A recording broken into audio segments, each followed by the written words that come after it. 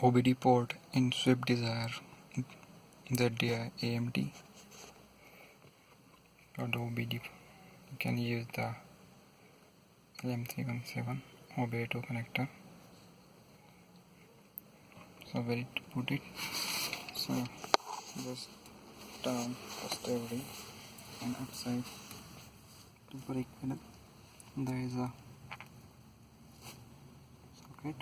You can see here. This one. Shell OBD connector socket. You can place. I have to remove.